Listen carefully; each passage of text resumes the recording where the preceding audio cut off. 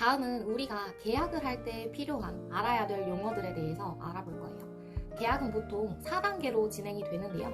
그 용어들, 진행 과정에 대한 용어들을 알아보도록 하겠습니다. 첫 번째, 가계약금인데요. 정식으로 계약을 하기 전에 매물을 미리 선점해주기 위해서 매도인에게 지급하는 돈입니다. 부동산 법률에 있는 용어는 아니지만 법적 효력은 가지고 있습니다. 보통 계약금의 10% 정도를 지불을 하는데 가계약 시 법적 효력이 있기 때문에 계약을 파기할 경우에는 계약금을 받지 못하거나 2배를 물어야 합니다. 가계약금을 내고 나면 계약금을 내게 되는데요. 부동산 매매를 할 때 계약 체결의 의미로 지급하는 돈으로 체결의 증거가 되는 돈입니다. 통상적으로 거래 가격의 10% 또는 5% 이상으로 지급합니다. 만약 거래 가격이 5억 원일 때 계약금이 10%면 5천만 원을 준비해야 되는 거겠죠. 그러면 가계약금은 얼마일까요?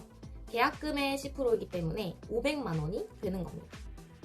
가계약금을 이미 지급했다면 지급한 금액에 차액을 지급하면 됩니다. 계약금 역시 계약 파기 시 2배를 물어야 합니다. 계약금을 내고 나면 중도금을 내는데요.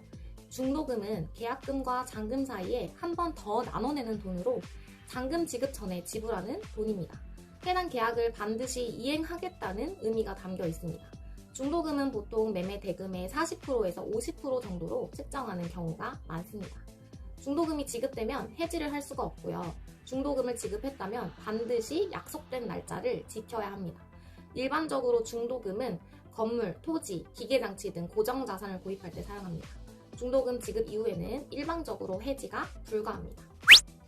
중도금까지 지급을 하고 나면 남아있는 건 잔금인데요. 잔금은 마지막으로 내는 돈으로 매매 금액에서 계약금과 중도금을 제외한 나머지 금액입니다. 잔금은 보통 입주하는 날 지급되며 이날 소유권 이전도 함께 행해집니다.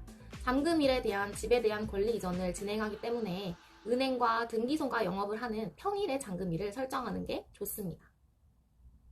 이렇게 나누어서 지불해야 하는 강제 조항은 없습니다. 그렇지만 나누어서 지불하는 이유가 뭘까요? 집 매매는 물건처럼 간단하지가 않아요. 또 마음에 안 들어서 우리가 물건을 반품하는 것처럼 쉽게 물을 수도 없습니다. 집 계약은 큰 돈이 필요하기 때문에 준비하는 기간이 필요합니다. 내가 살고 있는 집과 이사가는 집과의 조정도 필요하고 대출을 심사하는 준비 기간도 필요하기 때문에 나눠서 상호 간에 협의하여 지급하는 것입니다. 내가 정말 원하는 매물을 원하는 시기에 구매하고자 한다면 소신껏 계약일을 정해서 거래를 하는 것이 좋습니다.